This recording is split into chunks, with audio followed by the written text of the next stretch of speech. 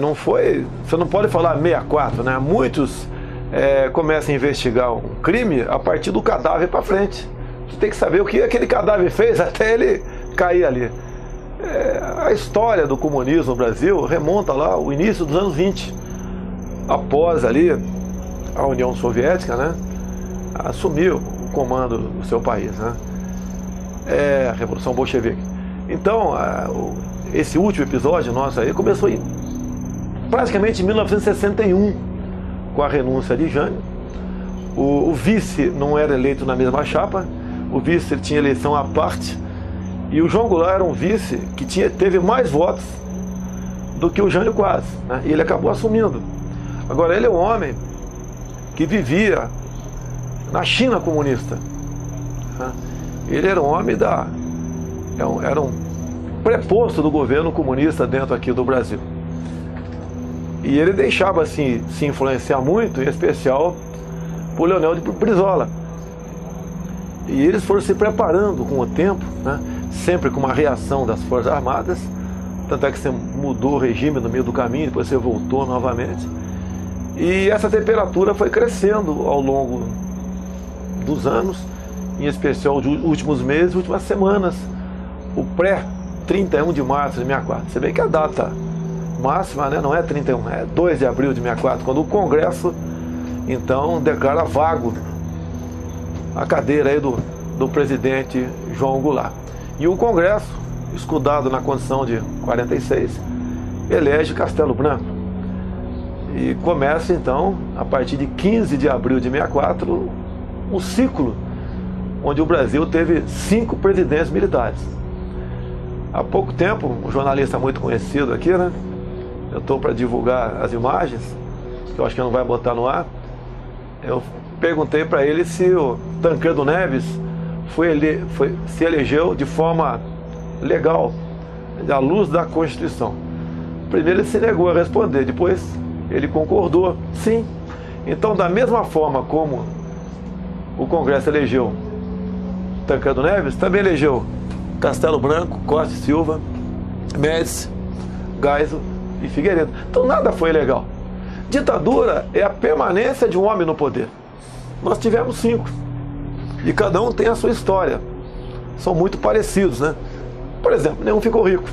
Muito pelo contrário, o Brasil se enriqueceu. Passamos a 49ª para a 8ª economia do mundo. O próprio Tancredo Neves, em editorial de capa do Globo, de 7 de outubro de 84, julgamento da Revolução, ele reconhece ali que o governo militar foi muito além das suas expectativas. Se ele estivesse vivo hoje, e obviamente com o mesmo espírito de 84, ele falaria que talvez, né, o Brasil precisasse ter hierarquia e disciplina para poder crescer como cresceu naquele período de 64 a 85. Olha só, quem perdeu aquela guerra foi a esquerda, porque a saída do João Goulart foi precedido também de várias ações. As mulheres nas ruas, em marcha, a Igreja Católica, os padres pregando abertamente que Deus orasse pelo Brasil, Deus abrisse seus olhos para o Brasil e tirasse o governo ali. Toda a mídia, exceto o jornal Última Hora, a OAB, a saudosa OAB, naquele tempo tinha bandeiras a OAB, né? Hoje em dia, que pese a grande parte dos advogados serem pessoas bem intencionadas, nem sempre as decisões tomadas pela cúpula da OAB são verdadeiras e são benéficas para o nosso Brasil. A questão dos empresários também. Por que os empresários? Eles não queriam suas empresas estatizadas. Os produtores rurais. Por que os produtores rurais?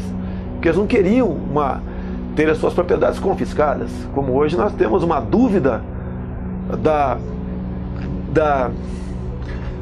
legalidade, vamos assim dizer, da garantia da propriedade privada, depois de nós promulgarmos a emenda constitucional 81 aqui nessa casa, onde relativiza a questão da propriedade privada. Então está todo mundo interessado. Os padres, né, a Igreja Católica, porque nos comunismos não tem religião, muito pelo contrário, os religiosos são perseguidos, como Fidel Castro perseguiu os religiosos da raiz, da matriz africana.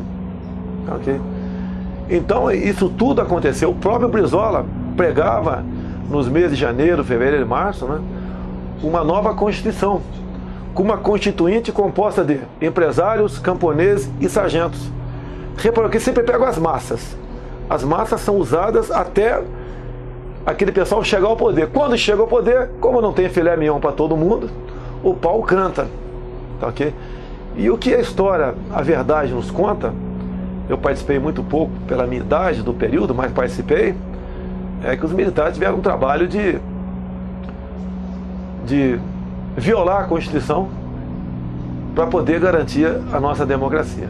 Se fôssemos ditadores, você nunca viu em local nenhum no mundo um ditador entregar para a oposição o governo. Agora, o nome, né, ditadura, é o que a esquerda continua pregando. Nós não demos a devida atenção junto ao Ministério da Educação e Cultura para tirar de lá aqueles radicais. A imprensa ainda tinha muita liberdade, potencializou-se alguns atos de censura que existiram sim, mas potencializou-se. Hoje em dia o pessoal fala, tal matéria foi censurada, mas eu duvido quem está nos assistindo se tomou conhecimento de uma só matéria censurada para se perguntar, você censurou por quê? Hoje em dia você tem um WhatsApp, a mídia eletrônica, que você em menos de um segundo você se comunica com qualquer lugar do mundo. Naquele tempo não. Muitas vezes pessoas como autoridades estrangeiras sequestradas ou ações por parte da esquerda eram desencadeadas de acordo com o jornalista ao escrever uma matéria que o pessoal sabia que a matéria era dele, de acordo com a palavra escrita dele. Então se fazia necessário daí. É a mesma coisa da questão de desaparecidos. Isso vai em cima da lei da vadiagem. Se fez necessário potencializar a lei da vadiagem. Pegou você na rua, documento não tem? Delegacia. Ou alguém na tua família, um amigo, vai levar o documento para você. Por quê? Porque nós tínhamos que identificar aqueles que estavam aqui a serviço do terrorismo. Agora, este pessoal, você tem um depoimento maravilhoso. Anselmo Góes, maravilhoso. Se você não tiver mais o jornal da ABI, que eles tiraram do site, né? Foi de 99, onde diz claramente, Anselmo Góes, do jornal o Globo, diz que só podia andar pelo Brasil porque tinha documentos falsos fornecidos pela KGB. E só vivia financeiramente aqui porque o PCB dava dinheiro para ele. Ele fala abertamente, quer dizer, deu uma declaração e pensou que nunca fosse chegar ao meu conhecimento, ou por ser jornalista eu iria poupá-lo com medo das suas notinhas, sempre voltadas a serviço da mentira, né, em grande parte lá que ele tem no jornal O Globo. Então a questão de vitimizar-se, e muitas vezes, como você vê hoje em dia, quando a polícia entra de acordo com a ação policial, quando morre o inocente, muitas vezes o próprio marginal é que mata e bota a culpa no policial. E lógico, o pessoal da comunidade nunca vai acusar o traficante, porque é óbvio o que vai acontecer com ele. Então aconteciam coisas, em muitas passeatas de jovens nas ruas, as Forças Armadas, polícias militares, Polícia Federal, tinham uma preocupação enorme em eles não fazerem cadáveres de pessoas que estavam sendo, vamos assim dizer, não mais confiáveis para eles. Então tínhamos essa grande preocupação. Então a vitimização te fez presente. Em cima disso, dó, compaixão, voto e poder. É história. A Guerra Fria aconteceu logo depois da Segunda Guerra Mundial. Não só os americanos, mas outros países, em especial a União Soviética, passou a ter bomba atômica. É igual um jogo de war, né? Eu já joguei isso 15, 20 anos atrás. Aí você pode ver as Malvinas. Não entra no mérito se é justo ou injusto estar na jurisdição da Inglaterra. Não entra no mérito. Estrategicamente falando, é primordial para um país dominar todo o tráfico no Atlântico Sul. Então essa historinha que a Argentina um dia vai na diplomacia recuperar, não vai. Não estou contra a Argentina, não. É questão de estratégia. Soberania. Como, por exemplo, você pode ver agora. conversou com a Dilma, espero que não se concretize com o Temer. Uma grande área aqui no estado de Goiás, rica em nióbio, cedida, né, para a China vir explorar o nióbio aqui. Olha só, no penúltimo debate aí da Hillary e Trump, mais ou menos o seguinte, né? A Hillary perguntou para o Trump se não tinha um plano para combater o Estado Islâmico. Ele debochou. Esses planos você não escreve, porque você vai usar das mesmas armas do inimigo. É assim. Eu não posso combater você, muito mais poderoso que eu, com uniforme de peito aberto. Não existe isso daí. Isso é pensar no seu país, é acreditar no seu SNI. Você vê a questão da ABI. O próprio livro do Mujica, ele fala claramente que Dilma Rousseff tomava decisões de Estado ao lado da nossa ABIN, juntamente com espiões cubanos e venezuelanos. Ele fala claramente isso, Mujica. Eu não quero dizer alguns levar para o lado que ele estaria delirando nesse momento. Não tem nada a ver, foi um livro muito bem feito, que inclusive você não vê no Brasil. Eu tive acesso ao livro, comprei alguns, dei para alguns amigos, para mostrar como o governo está trabalhando. A própria embaixada da Palestina ali do lado, estrategicamente, por que ali? Tão próximo. Será que teríamos um túnel brevemente por ali também? No apagar das luzes, dois atos finais de Dilma Rousseff, né? Um foi botar no currículo escolar aula de dança. É para esculhambar realmente, nada contra dançarino, mas a escola não é lugar disso aí. Tá? E a outra, um acordo de educação com a Palestina. A gente sabe que não é com o povo palestino, é com o Hamas. Ela mesma, na reta final, vislumbrou a possibilidade de decretar estado de defesa no nosso Brasil. Agora, para você ter estado de defesa, tem que ter um fato, onde era uma preocupação minha. Naqueles movimentos de rua, especial Brasília, explodiu uma panela de pressão no meio da molecada. Não há a menor dúvida, né? Ela é bastante jovem quando entrou no movimento terrorista, né? Tinha 19 anos de idade. Ela conheceu um elemento que havia sido um recém-agresso, um presidiário dele das Cobras, Cláudio Galeno. E ele tinha uma organização terrorista chamada Colina, Comando de Libertação Nacional em Minas. E desse grupo descobriu que tinha um capitão boliviano cursando a Escola de Comando do Estado-Maior do Exército, que havia participado na caça e morte de Marighella. Resolveram então fazer um ato para vingar. Não tem informação se a Dilma ou Cláudio Galeno foi, não tem essa informação, mas o pessoal foi lá e, por engano, acabaram executando um major alemão. A situação do Cláudio Galeno ficou bastante crítica, né? Marido de Dilma Rousseff sequestrou um avião em pleno ar e foi para qual país democrático? Foi para Cuba. Deixou a esposa para trás. Depois ela conheceu o nosso querido Carlos Araújo. O Cláudio Galeno vive ainda e mora no México. O Carlos Araújo vive ainda e mora no Rio Grande do Sul. E ele conta, no final de uma novela chamada Amor e Revolução, e era comum no final da novela, 4, 5 minutos, alguém dá um depoimento. Eu tentei até dar um depoimento, não consegui. Eu sabia, né? Só para não falar que esqueceram de mim. E ele fala abertamente que, junto com a esposa Dilma Rousseff, participava de ações bastante românticas, palavra dele, na Baixada Fluminense, expropriando bancos. Não tem diferença de roubar bancos, expropriando bancos. Pegando armas em quartéis, talvez, ó sargento, ô cabo, tenente, dá essa arma para mim aí. Né? E assaltando caminhões de carga na Baixada Fluminense. Onde eu fui convidado, não sei se é a Rádio Guaíba ou Gaúcha, né? 2 anos mais ou menos, para dar uma entrevista sobre essas questões. E de repente me sou surpreendido porque quem vai me entrevistar é o nosso querido Carlos Araújo. E eu deixei ele falar uns 2 minutos, falou besteira pra caramba, né?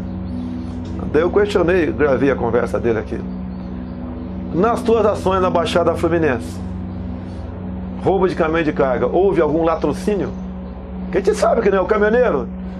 Dá licença aí que eu vou dar boleia que eu vou sentar aí. Não é assim. Ele desconversou, na segunda vez ele ficou meio fora de si, na terceira falou: Se houve algum ato de violência, foi residual, onde eu complemento. Matar caminhoneiro para vocês, matar gente humilde pela causa, tudo vale. Caiu do cavalo. Esse tipo de gente que chegou ao poder. Então Dilma Rousseff, inclusive, ela se vitimiza. Tem um vídeo aí do nosso querido Jean Willis, uma pessoa, né, maravilhosa aí. Ele diz que Dilma Rousseff teve sua mandíbula fraturada. Eu sei que o prejuízo para o Jean Willis ter a mandíbula fraturada seria muito maior do que para Dilma. Eu sei disso, tá? Mas agora eu questiono. Tira um raio-x, tá o calo ósseo lá se foi fraturado. Então só se faz em cima de mentiras. Aquele choro dela. Eu dei um depoimento aqui, esperei uma oportunidade, né? O plenário cheio de militares. Era uma data festiva nossa, uma sessão solene, onde eu falei sobre a Comissão Nacional da Verdade. Imagine uma cafetina querendo escrever a sua biografia. Escolheu 7 prostitutas. Relatório final: a cafetina deve ser canonizada. Essa é a Comissão da Verdade de Dilma Rousseff. Escolheu 7 marginais para fazer o relatório final da Comissão Nacional da Verdade. Cai do cavalo comigo. Cai do cavalo. Não sou melhor do que os outros, não, sou diferente. Bem, o governo saiu do Brasil, a Constituição dizia, né, que você se ausentando, sem autorização do Congresso, e ele foi para o Uruguai. Ele pediu para sair. Olha, ninguém vai resolver essa parada de uma hora para outra. O estrago não é apenas PT. PSDB também fez um estrago no Brasil. Eu mesmo falei um tempo atrás, naquela época, né, que o FHC devia ser fuzilado. Falei, pela forma como privatizou a Vale do Doce. Pela forma, como elogiei Eduardo Cunha. Pela forma como conduziu o impeachment. O pessoal tira a palavra forma da minha boca. Até o programa do Cabrini, mês passado, né? Na galeria dos amigos do Cunha, bota eu falando, parabéns, Eduardo Cunha. E ponto final. Se eu fosse amigo do Cunha, não tinha problema nenhum. Se você falar que sou amigo do Pelé, eu vou ficar feliz. Mas se você perguntar, tu é? Eu falei, não, nunca frequentei a casa dele, pô. Troquei um tempo atrás meia dúzia de palavras com ele numa pelada aqui, num campinho que teve aqui em Brasília, nada mais além disso. Quando o pessoal quer sempre te descaracterizar, né? Agora, o Eduardo Cunha tem o lado bom dele. Quando ele aprovou aqui, promulgou, né? Quando o Congresso promulgou a PEC da Bengala, não se falava em impeachment ainda. Imagine a Dilma continuasse até 2018, ela teria direito a botar mais 3 ministros no Supremo. Imagine lá, o Vadir Damur, Cardoso, chuta outro nome qualquer, o Aragão, que foi ministro da Justiça. O nosso Supremo Tribunal Federal ia fazer inveja à Suprema Corte da Venezuela. Iam barrar tudo. Olha a situação. Outra coisa, quando você fala também, é prova, né? Chile 73, Pinochet, o pessoal é carniceiro, torturador, etc., né? Ditador. Quando ele assumiu o Chile, tinham lá dentro 30 mil cubanos. Não dá para falar, por favor, carrapatos e bernes, saiam daí. Cuba sempre exportou mercenários. Guerra de Angola. É a mesma coisa na Venezuela hoje em dia. Por que o Maduro fala grosso? Ele tem 80 mil cubanos lá dentro. Toda a defesa está tomada por cubanos. Eles não fazem nem uma parada do pôr do sol sem cubano levar pro Maduro, pro Chávez no passado, como é que ia se dar aquilo e se poderia fazer ou não. Você pode ver, o próprio Chávez tinha 1.500 cubanos na sua segurança pessoal. Os homens estão lá, esposa e filhos estão lá em Cuba. É a mesma coisa que os 12 mil cubanos aqui. Esposa e filhos, ou esposa e filhos estão lá, os caras estão aqui. Além de nós estarmos financiando ainda a ditadura cubana, com 1 bilhão e 300 milhões por ano, que vai diretamente lá para a família Castro, né? Tem esse pessoal aqui dentro, que você não tem a mínima confirmação de quem são. Porque eu gostaria, quando tentei há 3 anos, quando chegou a primeira MP aqui para tratando desse assunto, tentei junto ao Conselho Federal de Medicina, é fazer um Revalida Light. Eu sei, por favor, não me critique, eu sei que não existe Revalida Light, eu sei disso. Mas é força de expressão. A pegar, por exemplo, uma provinha para esses cubanos, bezetacil, endovenosa, intramuscular ou oral. Só que é isso. Talvez você não tenha obrigação. Talvez saiba responder isso aí. Ou então você vai ter humildade de perguntar antes de deixar alguém aplicar em você. E com os cubanos, o que acontece? Ok? Estão aqui, na verdade, como foi pego um capitão do exército cubano em São Paulo. É uma história maravilhosa que a Veja não teve coragem de publicar. Tratou comigo por 3 vezes e não teve coragem de publicar. Foi levantado um militar entre os médicos cubanos lá em São Paulo. Como? Não tenho a menor ideia. Ok? O que aconteceu? Chegou ao meu conhecimento. O que o exército faz é um documento bastante simples, né? Chama-se MDI, Mensagem Direta de Informação. E foi para frente. Chegou ao meu conhecimento e eu tentei conversar com ele direito e vi que não ia ter sucesso. Então fui para a tribuna da Câmara. Daí a Veja veio para cima de mim. E daí queria uma cópia do documento da MDI. Falei o seguinte: vai na defesa. Se a defesa falar que eu estou mentindo, eu posso mostrar a MDI. Se eu falar que eu não estou mentindo, que providências tomaram contra esse capitão? Sinuca de bico, checkmate. Tá? E o assunto parou por aí. Depois do terceiro contato da Veja comigo, um jornalista, né? Simplesmente resolveu não tocar mais no assunto. Agora, a defesa depois contou para o jornalista da Veja, veio falar comigo, que o capitão havia pedido demissão. Meu Deus do céu. Em ditaduras, você, militar das Forças Armadas, nunca vai pedir demissão. A não ser que você queira comprar o lote no cemitério. Praticar, estou para o lote no cemitério, demissão, puma, e se mata e vai para lá. Você não tem liberdade para deixar força. E outra, quem ganha melhor na ditadura é o pessoal do partido e os militares. O resto está lá para cortar cana. Então esse problema nós temos aqui dentro. Não é trabalho do exército, José. Está sendo discutido aqui, não aqui, primeiro no governo, obviamente, uma nova lei sobre terrorismo. Ok? Que aqui está aí é brincadeira. Tá? Se nós aqui, meia dúzia, formos tocar fogo no avião aí fora, isso é terrorismo. Se for o pessoal do MST, não é. Movimentos sociais. É justo, a luta deles é justa. Até matam, por muitas vezes, né? Então isso tem que ser mudado. Até porque, imagina um quadro hipotético, hoje se decreta a prisão do Lula. Pode ter certeza que rapidamente milhares de pessoas deles, né, vão cercar o prédio onde ele está. Talvez lá o apartamento dele lá no Guarujá. Talvez. Quem vai buscar o Lula? Porque daí qualquer um dos 3 poderes, né, pode pedir a intervenção militar para cumprir uma determinada ação. E tem que ser, não me entendeu, o Exército? O Exército indo para lá, com toda certeza. Eu duvido, não conversei, não tenho qualquer informação sobre isso. Mas acredito que o comandante do Exército vai falar, vou, mas quero saber qual é a minha retaguarda jurídica, qual é o meu excludente de ilicitude. Porque se eu for, vai ter morte, porque o Exército vai cumprir a missão. E ao cumprir a missão, vai ter tiro de lá para cá, facada, quem sabe ácidos, como estava sendo preparado na usina em 89 de Volta Redonda, outro episódio que eu vi lá, que deram a missão para o Exército desocupar ali o forno lá, onde fazia ali o ferro, etc. Ok? Então, e quem mandaria? Tá certo? Só pode ser o judiciário, não sei, né?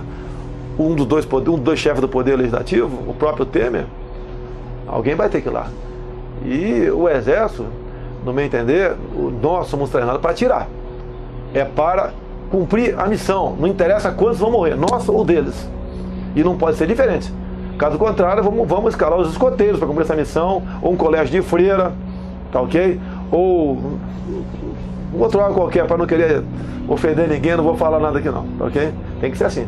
Agora, as Forças Armadas não são para esse trabalho. Agora, eu tenho um projeto aqui que visa o excludente de ilicitude, não apenas para o agente de segurança, como para você, para mim, para quem está nos ouvindo. Em legítima defesa da vida sua, de terceiros, ou da propriedade tua ou terceiro, vale o excludente de ilicitude. Você responde, mas não é punido. Hoje em dia você mata alguém dentro da tua casa, que invadiu tua casa, você vai ter dor de cabeça. Bem como acabar com a figura do excesso. Pois se você tem uma arma automática, não pode o elemento pegou mais de 3 tiros, o maior bandido do mundo, você responder por excesso. Quando tem muitos policiais presos pelo Brasil. E o que eu tenho dito, né? No que depender de mim. Se um dia for alguém na vida aqui na política brasileira, né? Soldado meu que vai à guerra não senta no banco dos réus. E não pode ser diferente. Tem que ser assim. Hoje em dia, o policial tem muito mais medo do capa preta do que de um marmanjo com a ponto .50 em cima do morro. Pode ter certeza, enterraremos menos policiais, enterraremos menos civis honestos numa guerra, caso nós tenhamos com essa retaguarda jurídica ao nosso lado. Eu seria suspeito porque sou capitão do exército, mas eu recomendo a garotada, procure seus avós, pergunte se ele podia namorar em paz, se ele podia ir e vir, não só dentro do Brasil, fora do Brasil. Pergunte se existia toque de recolher. Quando você assaltava um banco aqui, ficava aquela matéria 3 meses na capa do jornal, quem assaltava era a esquerda.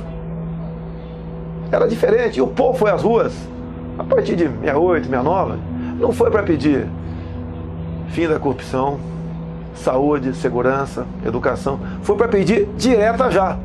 Hoje o povo está votando e nem o voto dele é garantido, porque não sabe se é uma comprovação, se aquele voto dado eletronicamente foi ou não para aquele candidato. Por isso que antes de pensar em 2018, eu aprovei uma emenda minha, um projeto aqui, garantindo o voto impresso por ocasião das eleições de 2018. E quem garantiu isso daí também foi Eduardo Cunha, que aqui no Congresso ninguém queria aprovação disso aí. Então teve gente que conversou com ele, eu conversei com ele também, e inclusive o relator, que por ironia do destino hoje é presidente da Câmara, estava propenso, mais do que propenso, né, decidido a não acolher a nossa emenda. Acabou acolhendo, porque o presidente era o Cunha, e o Cunha ameaçava destituir relatorias, mas depois eu reconheço o trabalho do Rodrigo Maia, por ocasião da derrubada do veto, porque ele foi vetado por Dilma Rousseff, e ele teve uma participação decisiva para derrubar o veto naquilo, e está valendo, então, para 2018, o voto impresso. Não é fácil responder, né? Eu falo o seguinte, hoje em dia é mais fácil o meteorologista dizer se vai chover ou não, 25 de dezembro, do que o economista dizer se o dólar vai subir ou aumentar amanhã. Então já começa por aí. Você tem que tomar uma série de medidas. Eu acho que quando você ataca a questão da segurança, que pode ser rápido, você ajuda até o turismo. Não existe turismo em lugar nenhum no mundo sem segurança. Okay? E o turismo movimenta 10% do PIB mundial. Nós somos o 44º país que fatura em turismo. Você pode ver, Baía de Angra, Foz do Rio, Ribeira de Guape, nossas costas, Pantanais, que são 7. Nós temos região amazônica. Você não tem como desenvolver o turismo. Não só pelo problema da violência, bem como problema ambiental. Esse pessoal do meio ambiente está na contramão do desenvolvimento do Brasil. Você mergulha, por exemplo, em qualquer país do mundo que tenha águas com uma temperatura amena e cristalina, né? E você não pode fazer o mesmo na Baía de Angra. Por quê? E tanto é que me meteram num processo de crime ambiental exatamente por causa disso.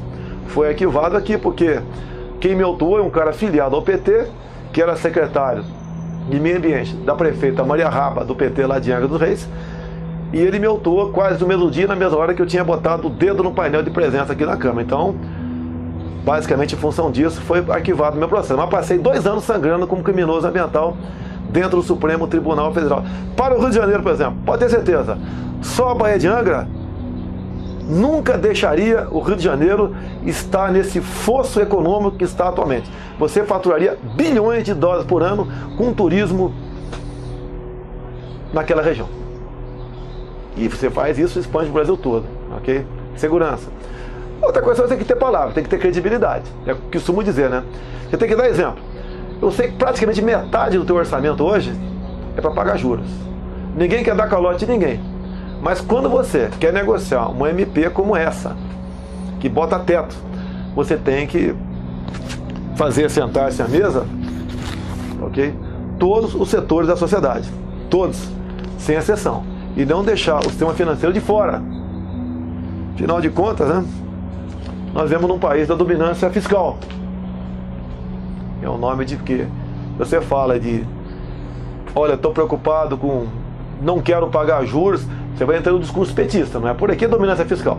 A nossa dívida está tão grande, está tamanha, que mesmo com todas as garantias que porventura venhamos dar, nessa PEC do teto, ou na reforma da Previdência, o cara quando olha o Brasil fala, o Brasil está devendo 3 vezes o que arrecada por ano. Dá para acreditar nesses caras? Ou só faço negócio com essa taxa de juros lá em cima? Quando eu falei há poucos dias aqui, né, em 4 minutos, olha, se você passa a taxa Selic, o Copom que decide, o pessoal do Banco Central, então tem a participação do governo se quiser, de 14% para 11%. Eu sei que numa canetada vai resolver o problema da economia, sei disso, mas uma força de expressão. Segundo um economista muito famoso, um tal sobrenome Velho, ele falou que cada 1% da taxa Selic equivale a 36 bilhões de desembolso anual do governo. Então, se diminuir 3%, um pouco mais de 100 bilhões de reais. Essa economia é muito maior que o esforço que estão fazendo no PEC do teto e na reforma da Previdência. Por que não se busca isso? Daí o cara fala, não, mas para nós, quando temos a inflação, a taxa tem que estar alta. Daí eu pergunto, por que a Alemanha tem a taxa negativa e não tem inflação? Daí volta para o lado. Quem rola a dívida do governo são os bancos privados, em grande parte. Não aceitam uma taxa menor do que essa. Então vamos jogar a toalha. Se não é para sentar todo mundo na mesa e conversar, joga a toalha. Vamos tirar. O governo chegou à conclusão que não dá para aumentar imposto. Então reduz-se o valor das pensões. Senta todo mundo, perder todo mundo 10%, que vai acabar chegando naquela seguinte conclusão, né? Se eu não estou conseguindo mais te pagar, o que pode acontecer? Eu te mato, você me mata, eu fujo, ou a gente negocia. Eu acho que a situação mais racional é todos negociar, todo mundo senta à mesa e negocia. Porque o nosso endividamento chegou a tanto que o governo está na PEC botando teto para tudo, menos para o gargalo dos juros. Nem diz que vai manter o mesmo. Que por mais que você trabalhe por lá de cá, aquela manilha ela é flexível. Não prego, nunca pregarei calote. Negociação. Eu não quero te matar, nem você quer matar, e também não quero fugir. Vamos conversar. É a situação que está o Brasil. É quando eu vi a questão, você fala, né? Agricultura, estou vendo agora, recebi uma documentação agora há pouco. Está um terror lá, o sertão da Paraíba, questão de falta de água, seca, a suja não tem mais nada, etc, etc, etc. Olha, meu Deus do céu, como é que pode uma precipitação pluviométrica em Israel ser 4 vezes menor que a do sertão nordestino? Lá eles não só têm a garantia alimentar, como exportam através da sua agricultura, e muitas vezes na vertical, e o sertão nordestino o pessoal toma banana. E jogam todas as fichas em cima da transposição do Rio São Francisco, que com todo respeito vai amenizar o problema. É uma obra, não é só apenas obra cara, vai ser cara a manutenção e vai amenizar. Porque nós sabemos que a poucas dezenas de quilômetros depois daquele rio, vai muita gente botar a tua bombinha dentro do córrego, né, do valão, e jogar para molhar tudo, até o campo de futebol dele. E não é por aí. Olha, eu dei uma declaração anteontem, faz parte da regra do jogo, que é votar contra a PEC do teto. Tá? Você vê na minha página, uns 5 mil comentários. Lógico, aquele cara que fala palavrão da minha mãe, eu já bano logo, então não se, né? Agora, 60% dava apoio a mim de qualquer maneira, 30% ficava naquela de você tá indo na contramão do teu discurso do Estado mínimo. Ok? Nós temos que diminuir, para você não ser assaltado, você tem que andar com menos bijuterias, não, um relógio pior do que o meu vai ser assaltado com toda certeza, ok? É assim o Estado. Infelizmente, em grande parte, o Congresso Nacional, parlamentares, ficam de olho o que o Estado tem para ele poder gerenciar aquilo. E tu sabe quando o político gerencia? É uma desgraça. Então tem que diminuir o máximo daquilo, até para o pessoal não ter esse tipo de oportunidade, que o preço é muito caro. Ok? Então nós temos que diminuir o tamanho do Estado. Não é abrir mão de tudo, não. Mas diminuir. Você tem que buscar ali, em parte, a industrialização em substituição à importação. Você tem que fazer acordos, né? Nada fazer acordo com a Palestina, mas não para esse tipo de coisa. Tá? Faz acordo com... O israelense está louco para fazer acordo para conosco. Até, por exemplo, eu perguntei lá na Embraer deles, perguntei para um brasileiro, tem muita gente do IME e do ITA? Alguém pode perguntar, por que não falou Unicamp, USP? Por que eu não quero fazer média com você? Eu perguntei ITA e IME. É o que eu conheço. Ele falou alguns. Na verdade, são muitos. Os cérebros de todas as universidades nossas estão lá fora. O Uniob, por exemplo, quando eu estive em Araxá, ele as suas potencialidades são pesquisadas em 4 universidades aí fora. E nenhuma aqui dentro. Por quê? Em outras palavras, sem querer generalizar, por favor. Que garantia eles têm de um processo contínuo? Onde você vê que vem um UNB da vida aqui, em greve até a Dilma voltar.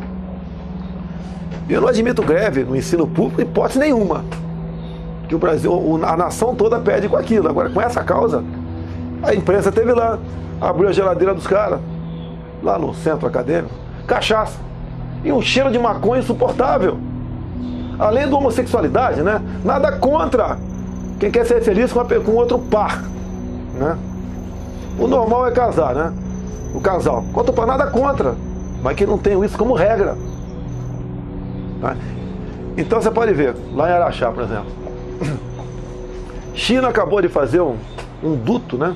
Um gasoduto de 9.000 quilômetros. Eles conseguem transportar pelo mesmo diâmetro mais do dobro de gás numa bitola normal. Não tem problema de rachadura, ou quando tem, ela não se expande. Ele é mais flexível, acompanha qualquer acomodação do solo.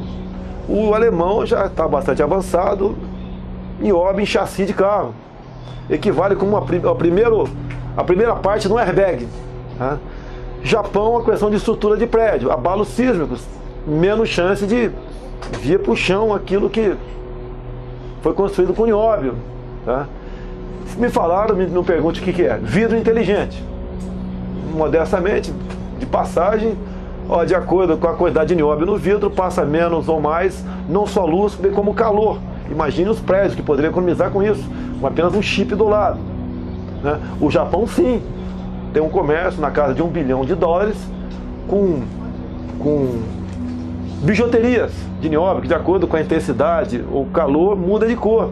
Até tem uma pequena pedra aqui que não é finalmente ainda, né? Tá ok? Agora, por que me chamaram para lá? Por que só eu? Mais ninguém. Até perguntei. Por que só eu? A conclusão que você pode tirar. Como devo ir para o Japão um ano que vem, se Deus quiser. Agora, confesso, de vez em quando dá vontade de jogar a toalha. A toalha. Dado o que eu sei num comentário, numa conversa contigo, se você está com maldade, se você é um idiota de esquerda, ok? Ou se você é uma pessoa que é apenas informada, certo? Dá vontade de porque eu não quero, o que eu faço não é por mim. Se fosse por mim, eu estaria tranquilo. Moro num lugar maravilhoso, Barra da Tijuca. O meu filho teve mais voz como vereador do que a candidata do PCdoB. Tá ok? O meu filho na cara e a coragem, porque o primeiro vídeo que eu gravei, eu não participei da campanha dele, né? Foi não aceitamos recurso de ninguém, desagradou a cúpula do PSC e muito. Parece, eu não quero acusá-lo, que queriam ganhar dinheiro em cima do meu nome e doações. Não tiveram sucesso nessa parada. Não tiveram sucesso nessa parada. Okay? Teve 14%. No sábado, na véspera, o Datafolha deu 7% para ele. Teve 14% no dia seguinte. Muita gente não votou por causa disso. O Eduardo Paes, atual prefeito, teve espaço especial no Globo, pedindo voto útil no Pedro Paulo, candidato dele, e falando, não vote no Bolsonaro, no Índio ou no Osório, os outros candidatos mais, vamos assim dizer, de centro para a direita. Meu filho tinha tudo para ir para o segundo turno. Mas eu confesso a você, como pai, eu estou dando graças a Deus que ele não foi. Que agora já começa a aparecer os problemas do município. E vem as incompreensões em cima disso, que a grande parte da população quer saber de cadê o benefício, não quer saber se está quebrado, está endividado, tem certas prioridades, não quer saber dizer. Primeiramente, não tem recibo da urna no voto eletrônico. O voto aparece na tela, você aperta o botão, imprime, se concordou, aperta de novo, cai na urna e vai pro TRE, né? Ou para a zona eleitoral guardar isso lá. Então, no dia seguinte, você pode pedir uma contagem manual de parte das urnas e tem que bater 100% com o eletrônico. É muito simples isso daí. Eu tenho problemas aqui, porque olha só, em 86, eu estava na ativa, comecei a aparecer na vida pública. Como? Dei uma entrevista à revista Veja. Fui punido disciplinarmente com 15 dias de detenção. Para mim não houve novidade nenhuma. Eu sabia do que fiz. Até o general que puniu o capitão perguntou para mim com a sindicância pronta, né? Ô capitão, o meu limite aqui é de 15 a 20 dias de prisão disciplinar. Você merece quanto? E eu falei, eu mereço 20. Daí ele falou, como você está sendo sincero, vou te dar 15. Minha vida começou lá. Tive outro problema em 87, ok? Me safei desse problema em 88, me elegi vereador. Interessava para a esquerda naquele momento, eu não sabia, confesso, crucificar as Forças Armadas. Eu confesso que não tinha esse entendimento ainda. Ter um capitão como se fosse um capitão terrorista.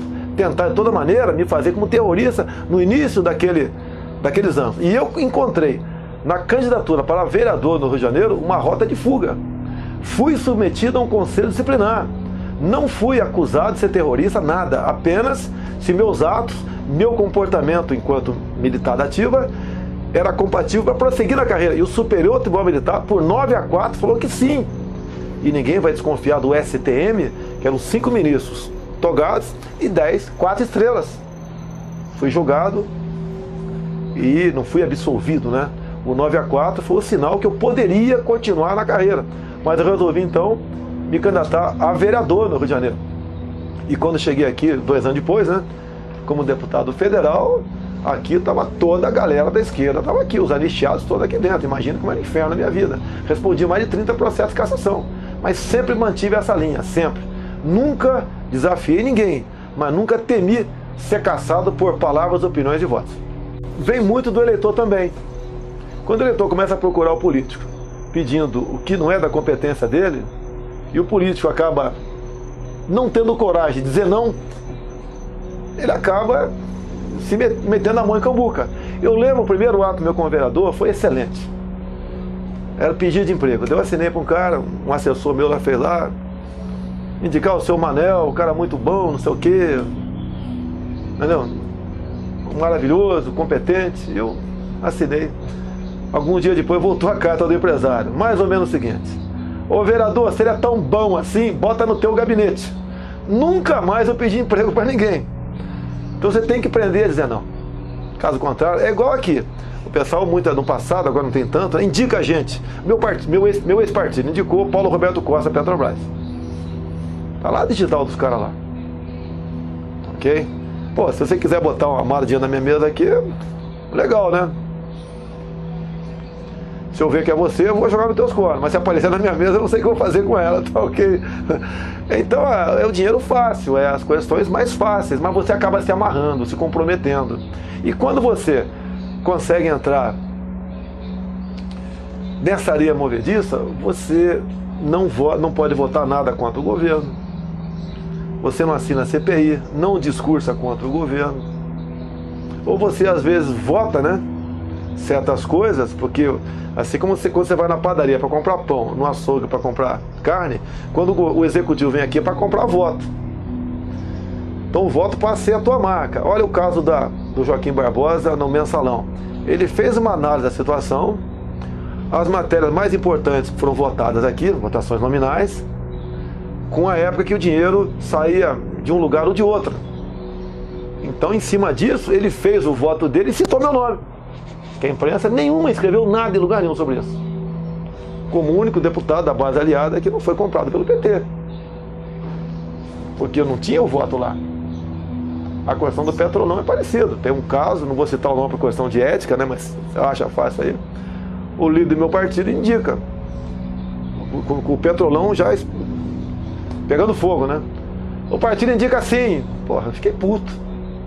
Peguei o microfone na cara dele. Olha, como ele está indicando sim, vou votar não. Que se você tivesse seguido a orientação do ano passado, hoje estava no Petrolão. E deu um cacete nele em 1 minuto. Talvez deve ter visto esse vídeo meu por aí. Não é querer ser machão, sou contra, vou votar tudo contra o governo. Não é isso daí. Boas propostas, você não precisa fazer propaganda dela. Agora, as minhas propostas aqui, eu não ando. Eu tenho 3 bons projetos, não posso te falar, né? São na mão de terceiros. Que se entrar com o meu nome, não vai andar. Não vai andar, ok? Por questão, capitão, fala a verdade, fala da Comissão da Verdade, fala da vida pregada de Dilma, de Zé Dirceu, de Frank Martins, essa turma toda aí que diz que lutou por democracia, tá de sacanagem, né? Eu acredito muito mais no diabo tentando salvar alguma alma aqui na Terra do que esse pessoal lutar por democracia um dia. Meu pai sempre dizia pra mim, o único homem que você pode confiar 100% sou eu. Daí minha mãe chegava, a única mulher sou eu, tá certo? Tenha, tá certo? Você tem que ter alguém pra você confiar 100% aqui. Teu pai e tua mãe, tá ok? A questão, esse jovem, teu pai e tua mãe são muito jovens, perto de mim. Procure seus avós para conversar com eles. O que foi? Não só o 64, mas o pré-64 e o pós-64. Terrorismo no Brasil, bombas, execuções de gente, embaixador, cônsul, sequestrado, né? Lamarca. Eu sou um cara que... Eu sou uma história viva, com 10 anos de idade, conheci Rubens Paiva. Não é essa história que o pessoal conta dele por aí, grande baluarte de democracia, não é isso daí. A base de guerrilha do Lamarca, em Eldorado Paulista, foi vizinha à fazenda Caraitá da família Paiva, onde o Rubens Paiva, inclusive, tinha uma chácara dentro da fazenda.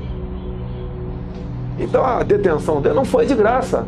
Nós estávamos lutando, os militares, né, para preservar a nossa liberdade. Não existe democracia ou ditadura sem militar. O militar que decide se você vai ver numa democracia ou numa ditadura. E querer nos colocar essa pecha de ditadores, tem como colar isso daí. Converse. E hoje você tem a sorte, tem muita gente com a minha idade, 61, para mais. Deve ter mais de 10 milhões de pessoas. Você pode conversar. Olha só, é comum você lembrar de alguém da tua vida que fez uma maldade contra você. O que fez a bondade você esquece. Nem lembra de desejar feliz aniversário, né? Olha só, os jovens não tem, esses jovens da minha idade, né, não tem o que falar do regime militar. Se fosse mal, se fosse tão mal assim, não precisava fazer essa campanha toda. Olha agora, por exemplo, um caso concreto, né? Você vê, a Colômbia não aceitou em plebiscito o plano de paz conduzido por Fidel Castro e Raul Castro, não aceitou. Não entra no mérito da questão. Mas olha só, nós no Brasil, em 70, fomos muitíssimos eficientes no combate à guerrilha do Araguaia. Se não o fôssemos, estaríamos na mesma situação da Colômbia hoje em dia. Inclusive com grande parte do seu território, né, simplesmente sem não poder fazer nada, tomado por Minas. Então, não estou defendendo os militares, estou falando a verdade. Falar a verdade é uma coisa que a esquerda não admite, né? Falam tanto, agora querem. Até paguei missão uma assessora aqui, né? Tem um desembargador aí que quer aí rever a morte do Carlos Marighella. Estamos ultimando aqui, estou mandando iluminado para ele o mini manual de guerrilha do Carlos Marighella. Primeiro leia o mini manual de guerrilha que ele pregava, e foi utilizado no mundo todo isso aí, inclusive no PAC. O PAC não foi à toa que a Dilma Rousseff botou Programa de Aceleração do Crescimento, não é à toa. O PAC é Proletários Armados pelo Comunismo, o qual dos integrantes foi Cesare Battisti, que é um cidadão agora, né, um cidadão brasileiro, casado com a brasileira, que está aqui, apesar de 4 execuções na Itália, apesar do seu julgamento ser reconhecido como legal lá no Tribunal Europeu de Direitos Humanos, apesar disso tudo, está aqui dentro. Então, o PAC, né, o Battisti, os proletários armados pelo comunismo na Itália, que mataram o Moro deles lá, né, usaram o mini manual de guerrilha do Carlos Marighella. Então o pessoal agora fica fazendo onda, tentando desviar a atenção. Pobre do Marighella, foi levado para uma emboscada. Tenha santa paciência. Mano. Agora, esse pessoal não quer rever o caso Celso Daniel, né? Morreram agora o Sombra, mas foi o 10º que morreram lá. Não quer ver esse cara Toninho do PT, os justiçamentos praticados por ele, não querem. Só fica em cima querem dar a entender para o povo que se os militares voltar um dia, se voltar vai ser pelo voto, pode ter certeza disso, ok? Se voltar um dia, vocês vão ser torturados, vai ter toque de recolher, nada disso. Eu fico triste vendo a molecada agora, como a semana passada, conduzido por um professor. Fico triste pelos pais ao tomarem providência, né? Vieram aqui uns 200 moleques. Não aceitamos a MP da reforma de educação. Perguntar para aqueles 200 moleques, nenhum sabe nada o que está na PEC, nada. Vem aqui conduzido por um professor irresponsável. Devia ser preso o professor aqui. e eu depender de mim, isso vai ser terrorismo. Conduzir menores de idade para fazer uma manifestação, onde quer que seja, sem consentimento dos pais, isso para mim passa a ser terrorismo.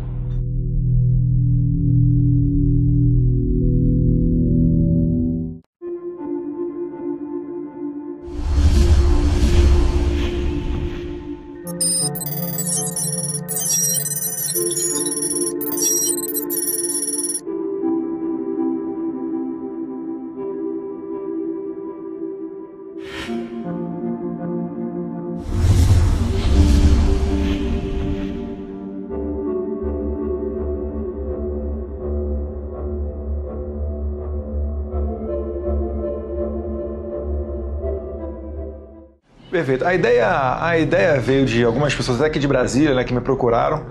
Outras pessoas na internet também haviam falado nesse sentido. Porque se você traçar um paralelo do nazismo com o comunismo, e o nazismo ele é proibido a sua apologia no Brasil hoje, o comunismo não é. E o fundamento da criminalização do nazismo é que foi um sistema que matou milhões de pessoas, e o comunismo matou muito mais do que o nazismo. Então, inicialmente, esse é o ponto de partida.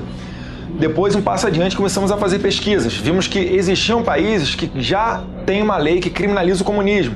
Polônia, Ucrânia, e são países que se libertaram do sistema comunista. É que o comunismo, ele sempre pende para um governo ditatorial. E no mundo que nós vivemos hoje em dia, nas democracias concebidas no Ocidente, a gente não pode admitir um meio autoritário aqui para o nosso mundo. Então foi visando principalmente proibir esse sistema ditatorial, que todo comunismo acaba por ir para esse caminho, é que a gente fez essa lei criminalizando o comunismo.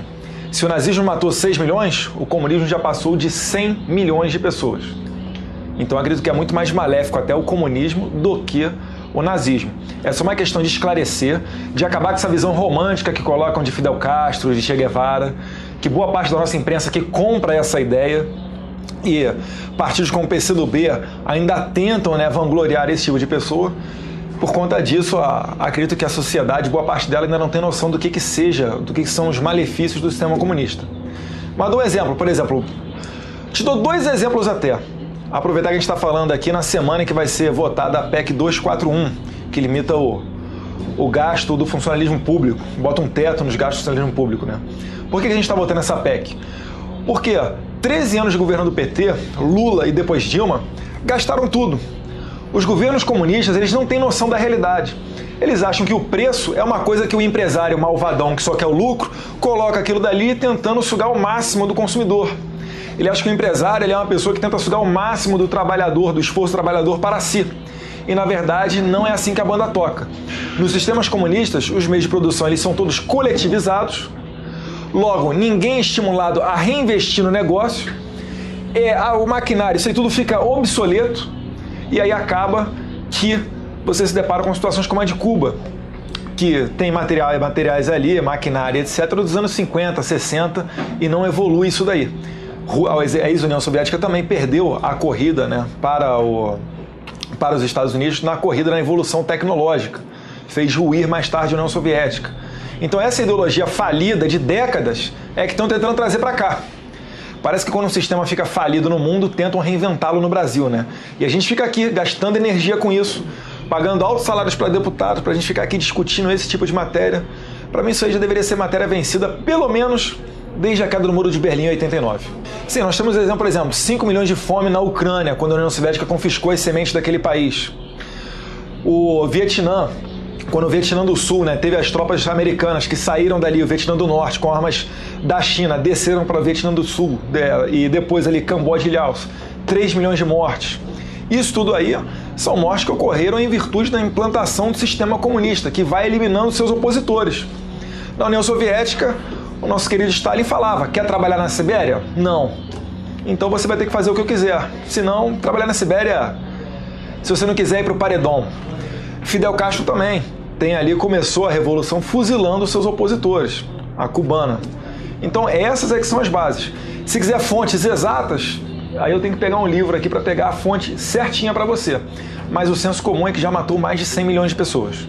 União Soviética, China, Vietnã, Ucrânia, enfim, e aí por diante.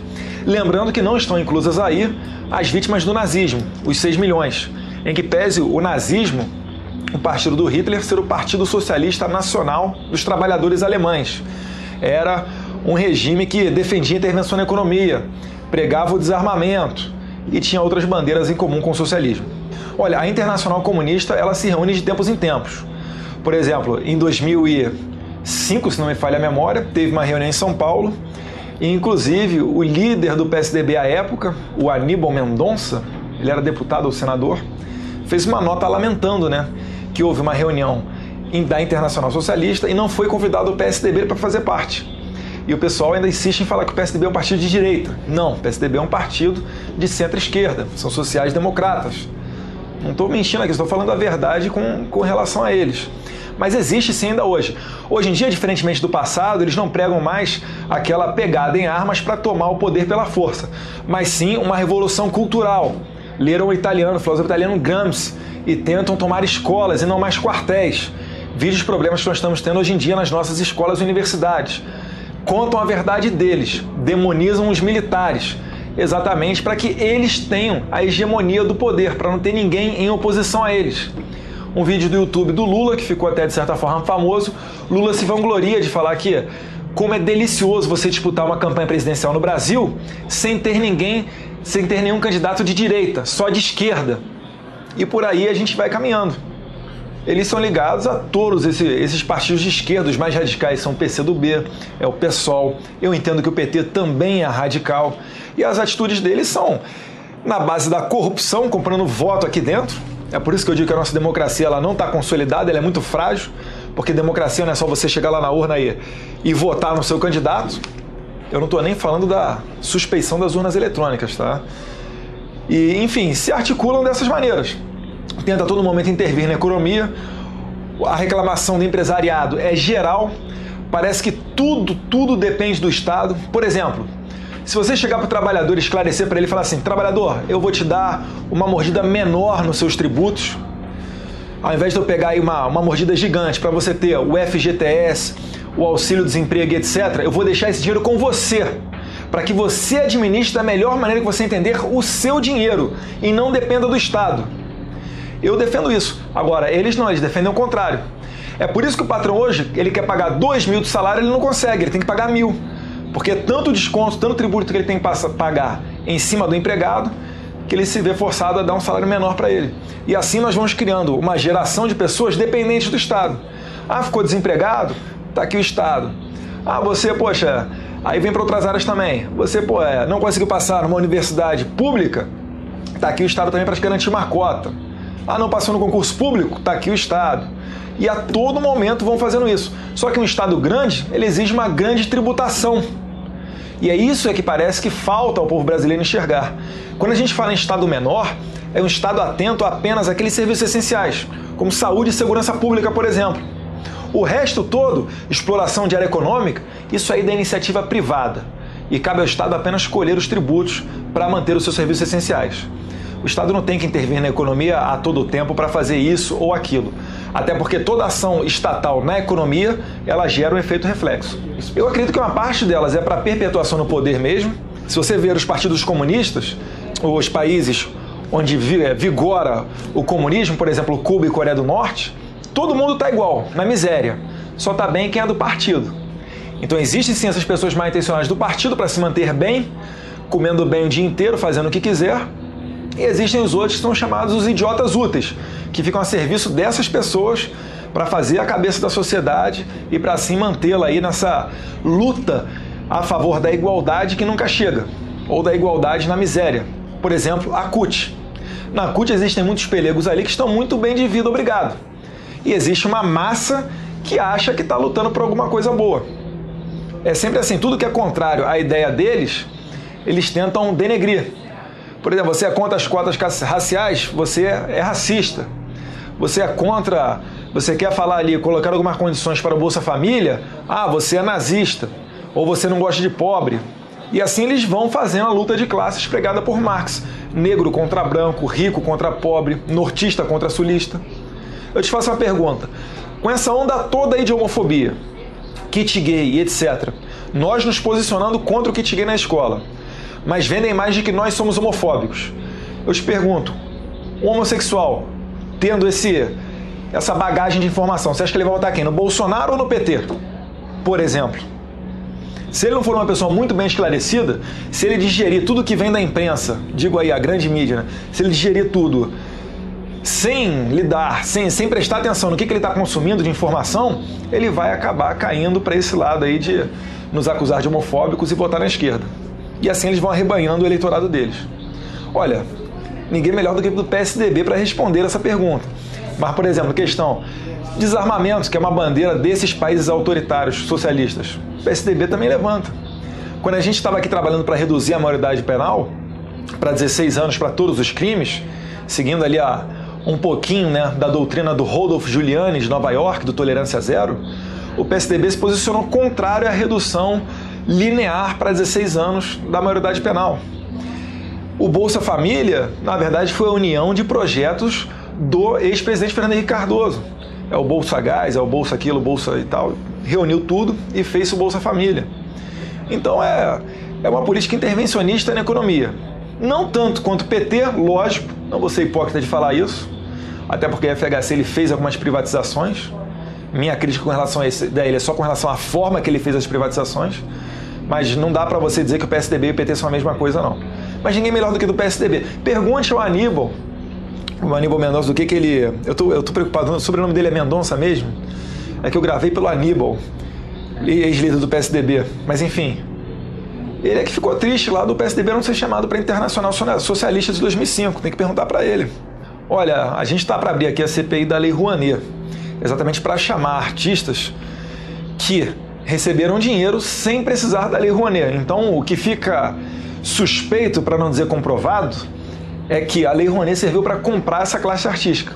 Dificilmente você vê um ator se posicionando contra o PT. Regina Duarte começou a bater duro, tomou uma geladeira na Globo. E diversos outros ou nada falam ou apoiam. Por exemplo, Luan Santana recebeu 4,5 milhões da Lei Rouanet. Será que ele precisa mesmo desse incentivo do governo para colocar diante os seus shows? Será que um ingresso ali, que com certeza não é menos de que R$100 para um show dele, será que o ingresso do show dele já não é suficiente para ele se manter? Os incentivos do governo para a parada gay também. E assim eles vão conseguindo comprar toda a classe artística. E traz muita gente a reboque. Quando o cantor fala alguma coisa, os seguidores dele, que são fanáticos por ele, adoram a música dele, adoram o trabalho dele no cinema e etc., eles não tendem a se confrontar com essa pessoa. Então é muito interessante para o governo ter essas pessoas ao seu lado. E aí já emenda no artista, já emenda logo intelectual também, intelectuais, artistas, e vão trazendo eles para cá. Exemplo notório, Wagner Moura ficava aí no exterior denunciando o golpe. Chega a ser uma infantilidade hoje em dia ficar batendo nessa tecla do golpe. Mas eles ficam a todo momento batendo em cima disso até que vire verdade. Porque eles querem colocar nos livros das escolas que houve um golpe em 2016 contra uma presidente eleita democraticamente. O Ministério da Cultura, como eu te falei, ele é que fazia a análise dos critérios subjetivos para a concessão da Lei Rouanet. Então, ficava a cargo do Ministério da Cultura, frequentemente destinado a alguém do PCdoB, para fazer esses requisitos. E só dão para os peixes deles. Um exemplo, eu fiz faculdade de Direito na FRJ. Nunca chamaram meu pai para uma semana jurídica. Já vi lá Carlos Mink, Alessandro Molon. Eles não dão espaço. Eles se dizem democratas, mas a democracia deles é só a que interessa a eles. Não querem saber de voz opositora. É que não tem diferença nenhuma entre eles e nós. Uma pessoa, por exemplo, que mate um homossexual só por ele ser homossexual, isso aí é no mínimo, um homicídio fútil ou torpe, que já é crime qualificado, que já entra na lei de crimes hediondos. Agora vai falar o quê? O cara chega aqui, dá um tiro em você, ele pega até 20 anos de cadeia. Aí dá um tiro no homossexual, ele pega até 30? Mas por quê? Eu não vejo razão para essa distinção. O que o homossexual quer, ele quer respeito. Ele não quer uma lei para se colocar acima de ninguém. Agora, usam eles de massa de manobra para chegar aqui dentro e conseguirem interesses outros. Por exemplo, o concurso público para pessoas LGBT. Eu te pergunto, como é que vai se aferir se aquela pessoa é homossexual ou se ela é heterossexual? Agora, quando a gente levanta a voz aqui para levantar essa discussão, já falam que nós somos homofóbicos.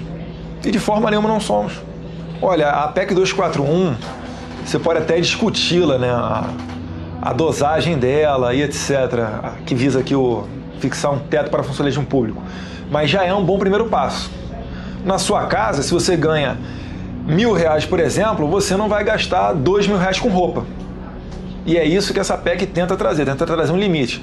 Eu sei que vai apertar os cintos, eu estava até falando que eu votaria favorável para que nós, deputados, apertássemos os cintos aqui dentro também.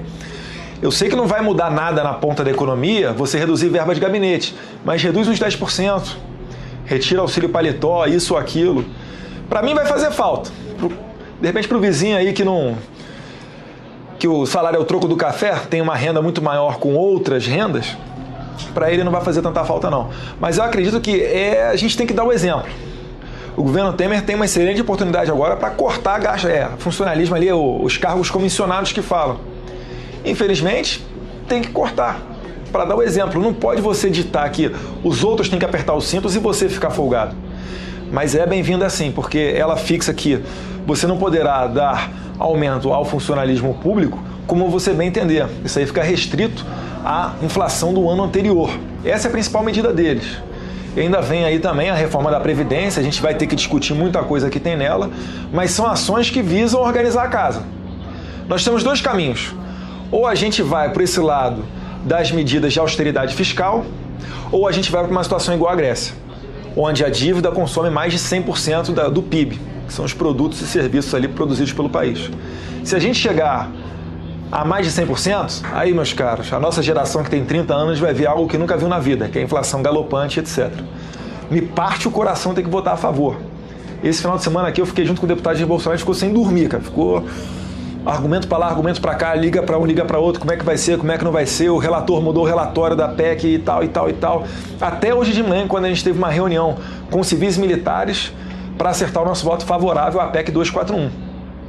Mas de fato, é uma medida antipopular, mas é necessária. Esse inicial aqui é na parte econômica, né? Na parte da segurança, eu acredito que nós já experimentamos um bom período, desde o governo FHC vem sendo implantadas medidas de cunho de direitos humanos no nosso país. Então, naquele caso, o policial, nos Estados Unidos, ele ganharia uma medalha por aquela ação, por ter matado um criminoso, aqui no Brasil é posto em suspeição. Não foi o caso de um policial, mas eu exemplifico bem com o caso da Ana Hickman. O cara baleou uma mulher dentro de um quarto de hotel, onde estavam a Ana Hickman, o cunhado dela e mais uma assessora. O cara baleou a assessora. O cunhado da Ana Hickman ia morrer mesmo, né? Reagiu, conseguiu matar o sujeito lá, o lunático da cabeça. E o Ministério Público agora está processando o cunhado da Ana Hickman por excesso, porque ele deu tiro na cabeça do cara. Tem que pegar esse promotor e fazer a mesma coisa com ele. Desculpa aqui. Tem que chegar com ele, botar ele num quarto, com a cunhada dele, o assessor, pegar um louco com uma pistola, dar um tiro no cara e falar: promotor, se você der um tiro no lunático aqui, você vai ser processado, tá? Tem que dar 2 na perna. Aí eu passo a acreditar nele. Mas é um bundão, e aqui eu faço uso da minha imunidade parlamentar mesmo, é um bundão, duvido até que ele tenha coragem de ir à frente de uma, como o deputado Jair Bolsonaro fala, de uma reintegração de posse ou alguma ação policial mais sensível. Mas agora, para o conforto do seu ar-condicionado ficar falando que tinha que dar tiro na perna, preservar a vida, etc., aí ele é bom. E o policial, ele acaba que ele fica não estimulado a trabalhar. Se você se colocar no lugar do policial hoje, você vai para uma ocorrência de troca de tiro. Você vai sair dali ou com um processo nas costas e ninguém vai te defender, você vai ter que pagar o teu advogado, vai ter que se virar, ou se ele não apertar o gatilho, ele vai para o cemitério. Como é que você quer que combata um crime organizado, um tráfico de drogas, 60 mil pessoas morrendo aqui no país por ano, proporcionalmente aí equivale a uma guerra do Iraque, a uma guerra do Afeganistão? Como é que você vai combater isso aí com rosas? Não existe. Agora, ao invés de encarar um problema de frente, ficam com hipocrisia. Eu tenho pena do policial lá na ponta. Tenta aqui mostrar para a sociedade essas coisas que estão erradas. E eu torço a Deus para que o recém-possado presidente Temer, para que ele mude essa postura. Para que ele coloque pessoas à frente de seus ministérios com uma visão muito mais do policial do que uma visão dos direitos humanos. O Temer, inclusive, foi secretário de Segurança de São Paulo, né? Ele criou a Delegacia da Mulher, quando esteve à frente, acho que foi até dessa secretaria mesmo. Enfim, ele até, o ministro da Defesa, o Raul Jungmann, em que pese ser desarmamentista, provou agora nas Olimpíadas que estava preocupado com a sua tropa, quando mandou aqui para a Câmara dos Deputados um projeto para que os militares que estavam na operação das Olimpíadas, caso tivesse algum problema, para que eles fossem julgados pela Justiça Militar e não pelo Tribunal do Júri. É exatamente isso que a gente pede, uma retaguarda jurídica para as forças de segurança pública poderem agir. Uma pena que foi uma lei temporária que só valeu durante o período das Olimpíadas. Tinha que valer o ano inteiro. Esse é que é o problema. Por exemplo, voltei agora do Ceará. Fui lá no Ceará há pouco tempo. Voltei de lá. Tinham 44 policiais presos, não disciplinarmente não, presos preventivamente, porque ocorreu uma chacina, tinha uma suspeição de que fossem os policiais militares que tivessem participado, prenderam 44 policiais. Eu te pergunto, qual criminoso... É a mesma coisa, tem um homicídio no teu prédio, prendem o prédio inteiro. Não sabe quem é? Prende o prédio inteiro. É exatamente isso, sem tirar nem pôr. Aí o policial, vocês querem voltar pra rua como? Só porque ele estava de serviço naquele dia onde ocorreram aqueles fatos. Se tiver alguém que cometeu mesmo a chacina, tem que ser punido. Não estou pregando aqui o caos na sociedade, que todo mundo faz o que quiser e dane-se. Não, aqui tem que ter um sistema de justiça. Agora, medidas como essa, realmente, a gente está na segurança pública que a gente merece. Educação adotaria o modelo dos colégios militares, que são os modelos que dão certo. Exemplo clássico também. Tudo que eu falo aqui, a gente não precisa inventar a roda. Tudo que eu estou falando para você aqui, eu sempre tento citar um exemplo, para você perceber que são medidas que dão certo. Escola, ano passado, na escola, a gente está em 2016, não foi 2014, numa escola estadual de Manaus, que era a pior escola estadual do estado do Amazonas.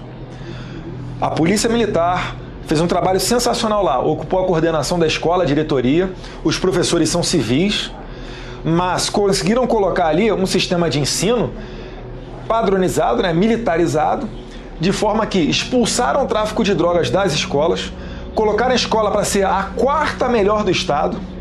Existe uma fila de mais de 400 pais querendo matricular os seus alunos naquela escola, e aí vai o CQC e faz um programa deteriorando aquilo que foi feito pelos militares ali dentro, só porque são militares.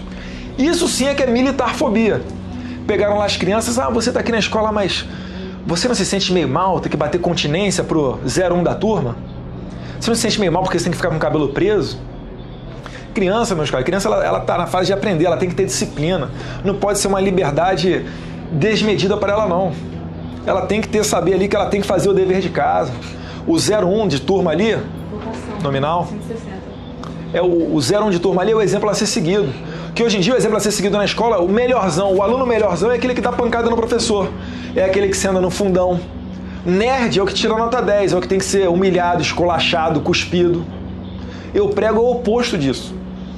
Se a gente colocar ali uma escola militarizada, eu sei que é difícil, não dá para fazer isso com todas as escolas, até porque o efetivo das polícias militares e das forças armadas não é tão grande a ponto de você conseguir colocar todas as escolas nesse sentido.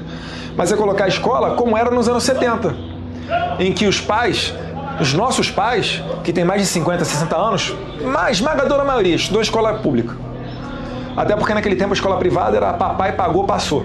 Que era repetir a escola pública, é que é para a escola particular. E hoje em dia é esse lixo que é.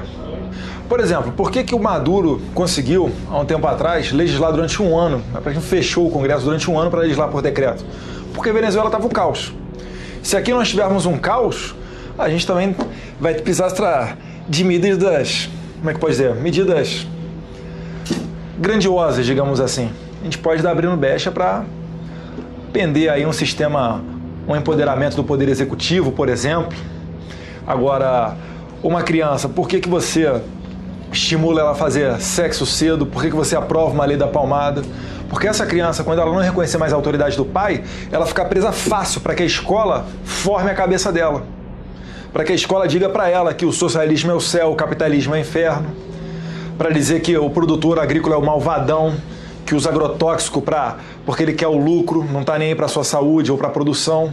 E assim eles vão conseguindo demonizar a classe empreendedora, a classe empresarial, abre caminho para teorias como a coletivização dos meios de produção, que é o sistema socialista, por exemplo. Então é tudo meticulosamente armado. Ninguém aqui...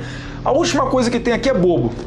Eu vi uma vez um procurador do MPF até falando, né? O político bobo, ele já nasce natimorto. Não existe isso aqui. Então sempre que você vê uma medida, de qualquer governo que seja, pode ter certeza que por trás tem uma razão que talvez você não saiba, que você não enxergue, tem por trás uma outra medida que você não consiga ver no primeiro momento. Democratização da mídia, marco civil da internet, PT querendo democracia?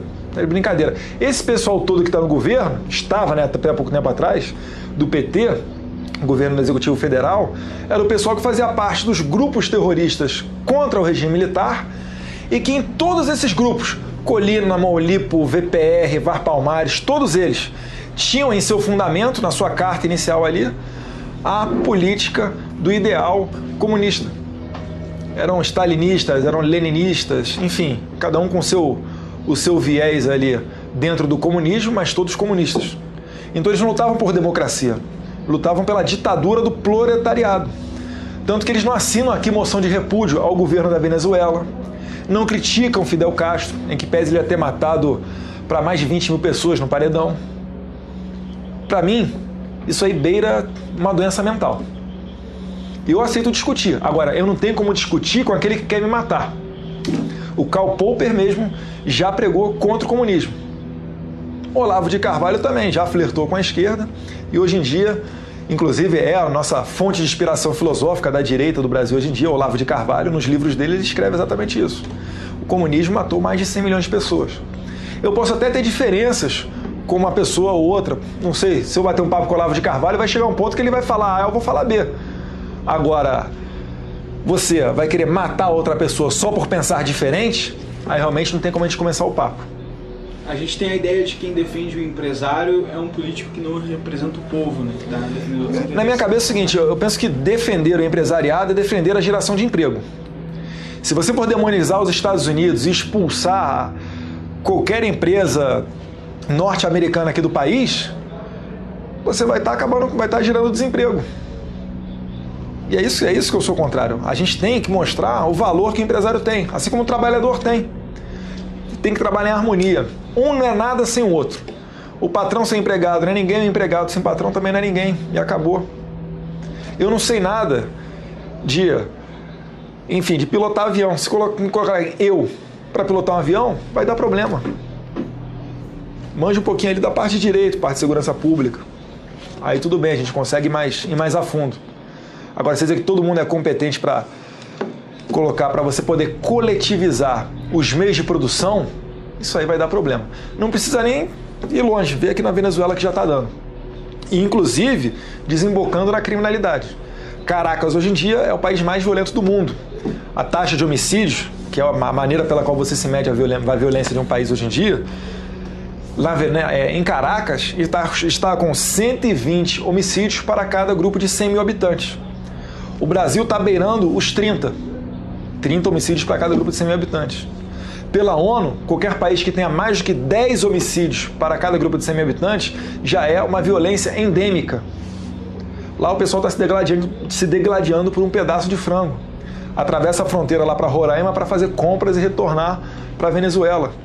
Lá tem a figura do mercado negro de alimentos. Tem como você defender algum sistema similar que seja isso? Eu prefiro adotar os sistemas de economia de mercado, como o da Coreia do Sul, uma economia mais liberal como a norte-americana.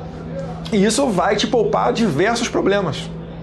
Porque quando o problema chega na criminalidade, na polícia, é porque a igreja falhou, a sociedade falhou, a escola falhou, a família falhou. Aí essa pessoa vai lá para a ponta, lá para cometer o teu crime e cai na conta da polícia. A minha preocupação é com o agente penitenciário que ali trabalha. Eu sou a favor de um modelo que deu certo em São Paulo, que é da automatização dos presídios. Você ter menos contato com o criminoso. É só para a gente parar para pensar. Hoje em dia o criminoso, para ele ir para a cadeia, ele tem que ser no mínimo reincidente. E um crime grave. Senão, os juízes dão uma maneira de desencarcerá-lo. A política vigente hoje no Brasil é do desencarceramento. Falam que os presídios são a universidade do crime e aí preferem soltar os marginais. Ficam na rua, fazendo da sociedade o laboratório do crime. Se você não quiser parar no presídio, é só você não roubar, não estuprar, não sequestrar, que você não vai para lá. Tem uma frase famosa de um deputado que falou isso aí, ele complementou um pouquinho mais, né? Mas nesse sentido. Então a gente tem que investir em presídio sim. Os Estados Unidos experimentou no final dos anos 70, 80, essa política de ressocialização. Logo perceberam que não dava certo. O que fizeram? Investiram em presídios, colocando o sujeito fora do convívio social. Não tem jeito, se não tem condição de viver em sociedade, você não tem que ter pena dele. Gostaria muito que houvesse uma solução ali, você estalasse os dedos e botasse ele no emprego e aquela pessoa começasse a trabalhar. Mas não vai, porque oportunidade ele tem. O vagabundo, ele entra na vida do crime exatamente porque ele não quer trabalhar. Depois de passar 5 anos na PF, estar aqui dentro como deputado federal, eu te digo, o crime é opção. Você vai no interior do Nordeste, lugares miseráveis, e o cara não te rouba. Ele come calango, ele, poxa, te pede dinheiro, mas se ele tiver valores, ele não te rouba. A gente não pode achar que a pobreza é a causa da criminalidade. Se assim fosse, o Brasil já teria sido tomado pelo crime. As favelas, as comunidades, a população carente, isso aí já teria há muito tempo dominado o país e nós viveríamos aqui hoje num caos. Então temos que afastar essa visão. E com relação à política prisional, sim, nós temos que fazer um sistema que não dê margem a fugas e dê uma punição severa. Reforma da lei de execuções penais. Parar com esse negócio de cumprir 1/6 da pena para o grid de regime. Outra história também do estuprador ter pena, castração química e tal, é contra os direitos humanos. Meus caros, contra os direitos humanos é você deixar o cara sair e reincidir no estupro. Eu estou preocupado com os direitos humanos da vítima, da mulher. Vai ter um problema sério ali para constituir uma família, para voltar a ter relação sexual, vergonha da família, da sociedade. É com ela que eu tenho que estar preocupado, e não com o cara. Gostaria que a castração química fosse amputar o pênis, mas a gente não pode fazer isso. Castração química é um tratamento médico, né, com pílulas, etc., que fazem reduzir o libido do estuprador e tem tido grande sucesso nos países da Europa, onde ele tem sido implementado. Então é isso que eu sou favorável.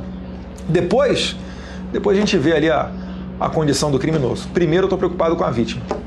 Eu sou favorável ao trabalho forçado até para o presidiário. A nossa Constituição, ela não permite.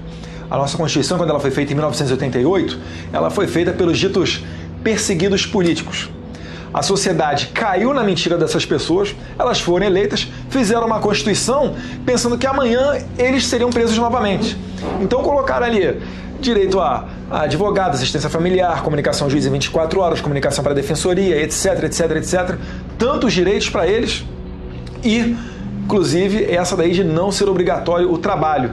Então geram custos ainda para o Estado. Eu sou a favor até de mesclar com a parceria público-privada os presídios. Eu não sou a favor de uma privatização dos presídios, porque eu tenho medo que um PCC da vida ganhe uma licitação. Já imaginou um presídio administrado pelo PCC? Porque o PCC ele forma advogados. Para entrar numa licitação dessa não é difícil, eles lavam dinheiro em postos de gasolina, por exemplo. Então tem que tomar cuidado nessa questão da privatização dos presídios, sim. E só complementando aqui o que eu tinha falado com relação à nossa política desencarceradora. O CNJ editou, começo desse ano, uma resolução que atropela a competência privativa do Congresso Nacional de legislar sobre o processo penal. E nessa resolução do CNJ, eles dizem que o preso, em flagrante, em 24 horas terá que se reunir com um advogado de defesa ou um defensor público, caso não tenha advogado, com um juiz, para ver ali se o preso foi bem tratado pela polícia. Nessa oportunidade, o juiz também avalia se persistem os requisitos do preso em flagrante continuar sendo preso preventivamente.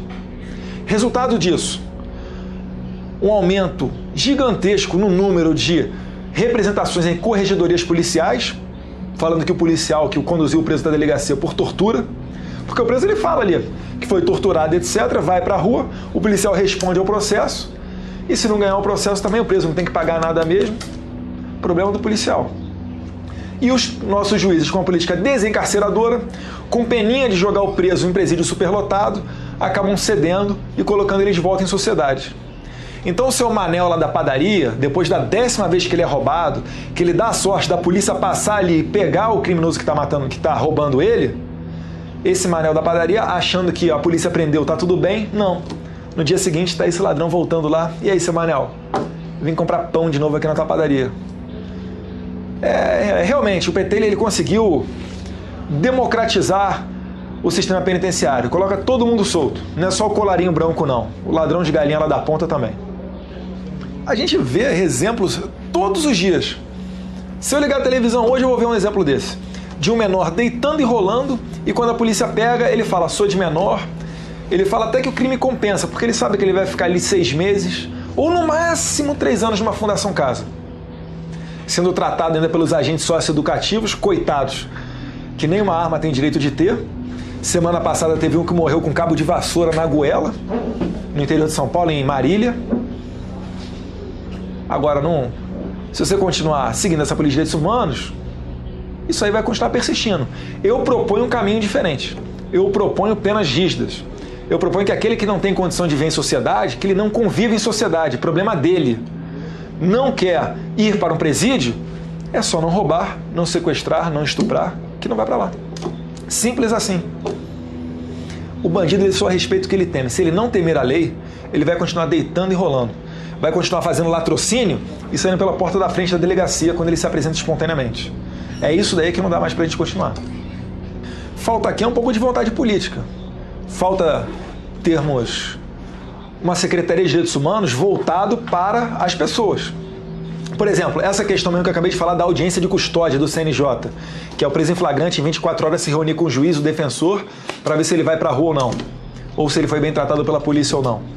Eu fiz aqui um projeto de decreto legislativo para sustar essa medida do CNJ, essa resolução do CNJ. Está aqui parada há meses aqui e não votam. Se o presidente da casa se sensibilizar, ele coloca em votação. E aí vai depender de nós, deputados, aprovarmos ela ou não. Falta ao presidente Temer também tirar da Secretaria de Direitos Humanos uma pessoa que está preocupada em caçar o mandato do deputado Jair Bolsonaro e não preocupado com a segurança pública. É esse tipo de baboseira que a gente tem que parar para discutir. Se a gente quiser colocar adiante, a gente tem que colocar um sistema prisional que funcione. Prisão, cadeia dura. Eu sou favorável à prisão perpétua, também não pode, segundo a nossa Constituição não pode. É no máximo 30 anos. Projeto de lei aqui tem um monte para mudar. Lei de execução penal e etc. Mas um grande primeiro passo seria revermos a lei de execuções penais. Segundo passo, dar uma reta jurídica para a polícia poder agir, porque não tem condição do policial. O policial não está estimulado a trabalhar hoje em dia. E eu complementaria ainda com o fim do Estatuto do Desarmamento. Assim como você tem um extintor de incêndio no seu carro, não é para acabar com os incêndios do mundo, você tem uma arma em casa, você não vai acabar com a criminalidade. O Bené Barbosa, ele dá um excelente exemplo. Ele fala o seguinte: quando você compra um casaco, você não quer acabar com o inverno, você só quer se proteger do frio. Quando você compra uma casa para ter uma arma para ter em casa, você não quer acabar com a criminalidade, mas você quer se proteger caso alguém entre na sua casa. Que até o rato vira leão quando entra na tua casa. Hoje em dia, o que você faz? Tem que torcer para conseguir ligar para o telefone, ligar para o 190, para a polícia, em tempo hábil, chegar na sua casa e ficar na mão do bandido até lá. Se é que você vai conseguir avisar a polícia, se é que a polícia vai conseguir enviar alguma patrulha para tua casa. Isso quando você não vive em área rural, né? Aí nem se fala. Aí o vagabundagem deita e rola. Primeiro, prestando atenção em quem vota. Eu falei agora na campanha de 2016, em que pese ser eleições municipais e não ser competência dos vereadores e prefeitos, mas eu falei, pergunta para o candidato em que você vai votar se ele é a favor ou contra o Estatuto do Desarmamento. Porque amanhã ele está aqui no Congresso. Muitos dos que estão aqui começaram na vereança ou na prefeitura de cidade pequena. Um bom primeiro passo para você fazer. Outro passo. A gente já pressiona, a sociedade ela já pressiona aqui o telefone aqui da Câmara. O que mais toca é pedindo realmente para colocar em pauta, para votação, o projeto de lei 3722, para rever o Estatuto do Desarmamento. Gastamos milhões de reais no referendo de 2005, a sociedade deu o recado dela, 64% das pessoas no Brasil falaram que não queriam o Estatuto do Desarmamento e ainda assim ele foi implementado. No ano passado ainda também, um decreto do ex-ministro da Justiça, o Cardoso, que era ministro da Justiça da Dilma, um decreto do Ministério da Justiça chamando Sou da Paz, Desarma Brasil, para implementar políticas junto ao Ministério da Justiça de botar mais forte o Estatuto do Desarmamento. Parece que está pouco 60 mil pessoas morrendo por ano. Batemos recorde em cima de recorde de homicídios por arma de fogo e ignoram isso. Ainda mentem para a sociedade, né? Falam que pouparam mais de 160 mil vidas com o Estatuto do Desarmamento. Tem que ser muito ingênuo para você conseguir acreditar numa coisa dessas. Eles mentem uma cara de pau absurda. Eu só ando armado. Porque eu sei que se alguém entrar lá em casa, der um tiro no teto, ou só de apresentar a arma, o vagabundo não vem, porque ele é covarde. Ele tem medo de morrer, sim. Ele vai pegar uma vítima mais fácil. E no meio policial é comum ouvir histórias dessas. E histórias que não são registradas em lugar nenhum. Se eu estou chegando em casa, um cara tenta entrar junto comigo, eu mostro a arma para ele corre, eu não vou na delegacia registrar isso. Isso aí é o uso defensivo da arma de fogo. Agora, se o cara me mata ou alguma coisa desse tipo, tem um corpo no chão, aí tem que se abrir um inquérito. Aí isso vai para a estatística. E aí eles falam, né? 80% das pessoas armadas que reagem a assalto morrem. É claro, os outros 500% eles não têm como registrar. Vendem isso para a população. E os trouxas acreditam. Falar para você, existe corpo de bombeiro, tá? Não precisa de mangueira no teu prédio, nem de extintor de incêndio no teu carro, não. Qualquer problema você liga lá. Por mais efetivo que seja o corpo de bombeiros no seu estado, não tem como. Começar um incêndio aqui, se tiver um extintor de incêndio, rapidinho você apaga. A mesma coisa com a criminalidade, com a arma.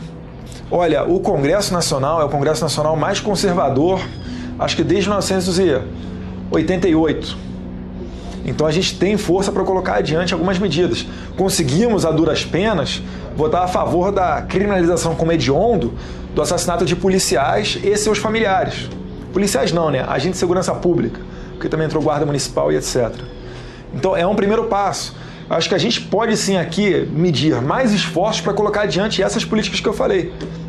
De revisão da lei de execuções penais, de brigar, pressionar o Ministério da Justiça para a automatização dos presídios, que deu certo, tem dado certo em São Paulo. Eu também não tiro o meu da reta, não. A gente tem que trabalhar nesse sentido também aqui. Sim, o maior recado que eu dou para eles é o seguinte: quando você ouvir a informação, não acredita em mim, não. Cheque a fonte. No caso do político, veja como é que ele vote. Não se deixe levar pelo argumento fácil. Porque aqui, o que não falta aqui são bons oradores dentro do Congresso Nacional. Então, você prestar atenção nas fontes, como é que o político vota, aí você vai conseguindo traçar o caráter dele. E aí você vai conseguir votar numa pessoa melhor para te representar nas próximas eleições. Acho que o recado principal é esse. A gente tem visto aqui um momento de inflexão. Ninguém aguenta mais a política de 13 anos do PT, que, se Deus quiser, ficou para trás. Mas se a gente der mole, eles vão ressurgir de novo, na base da calúnia, na base da mentira. Então a gente tem que ter coragem para falar a verdade, para falar de Carlos Alberto Brilhante Ustra, para falar que, como eles massificaram que foi golpe em 64, quando na verdade o Congresso caçou o João Goulart, eles vão querer massificar de novo que foi golpe em 2016 e colocar você como golpista, falando que você estava atendendo ao interesse do capital estrangeiro imperialista norte-americano. Então cabe a você se expressar, se informar, para não deixar que faça valer a verdade deles, que é tudo na base da mentira. Inclusive tem deputados aqui dentro que eu falo, eu debato ao vivo em qualquer lugar que for, e eles fogem, porque não tem condição de sustentar a mentira deles. Então é só prestar atenção no seu meio de informação. Não tem nenhuma condenação criminal, nada com trânsito em julgado falando que ele foi torturador. As pessoas que foram torturadas pelo Ustra foram agraciadas com bolsa ditadura, mas não mostram as suas cicatrizes. Tem uns 2 anos, eu quebrei o braço, tive uma fratura exposta. Tá aqui a cicatriz. Se tomar um choque, se você for torturado de fato, você vai ter uma marca para apresentar. Ah, foi tortura psicológica. Quer ver um lugar onde tem um monte de torturado? Vai em Bangu, vai na Papuda, Tremembé, Mossoró, Porto Velho, onde houver um presídio. Dentro do presídio, todo mundo fala que foi torturado. Angaria ali a compaixão dos outros e, no caso do Brasil, angaria um bolsa ditadura. Mais de 5 bilhões já foram investidos em indenizações e pensões vitalícias para esse pessoal. O advogado deles, esmagadoríssima maioria das vezes, Luiz Eduardo Greenhalgh, ex-deputado federal, advogado do PT. Advogava a favor dessas vítimas da ditadura militar, que eu chamo de regime militar, e ele ficava com as indenizações, e o pessoal pegava a pensão vitalícia. Aí, meus caros, quem não tem ética, quem não tem valores, quem não tem moral, faz rios de dinheiro. Ustra foi um herói, condecorado pelo Exército, cumpriu a sua missão, assim como o Coronel Lício, também no Araguaia, que aniquilou a guerrilha do Araguaia, que se não tivesse aniquilado, a gente teria umas Farc no coração do Brasil. E é isso que a gente tem que parar para ver. Pessoas que sequestravam avião, sequestravam embaixador, assaltavam carro forte. os vigilantes hoje em dia que estão tomando bala aí do crime organizado quando querem roubar os valores, o dinheiro, esse mesmo pessoal é que no passado aí fazia parte dos grupos de Dilma Rousseff, Franklin Martins, falecido Gu Shiken, enfim, exemplos tem muitos aí no poder, todos eles muito ricos. E já dizia o último presidente, General Figueiredo, quando em 1980 reconheceu o PT. Falou, vocês querem que eu reconheça esse partido? Tudo bem, mas vai chegar um dia que vocês vão se arrepender. Também a abertura, a redemocratização. Vocês querem que a gente faça a redemocratização? Nós vamos fazer. Mas haverá um dia que vocês vão pedir de joelho para os militares voltarem. Eu acho que esses escândalos todos de corrupção, ninguém tem dúvida de que até movimentos intervencionistas nasceram em virtude do cenário político que a gente vive hoje em dia. Mas não é porque o militar tem uma alma ilibada, é mais honesto que os outros, não. É porque ele tem hierarquia, tem disciplina, tem preservação dos valores da família. É por isso que eles fazem obra e devolvem o dinheiro, fazem a obra e entregam antes do prazo, como extensão do aeroporto de Guarulhos, como aquela obra lá no Nordeste, acho que no Rio Grande do Norte ou no Ceará, que eles fizeram também, custa 10 vezes menos do que uma obra de uma empresa privada naquelas licitações mandrake que a gente conhece. É por conta disso. Se tiver pessoas amorais no governo, a gente vai ter o rio de corrupção.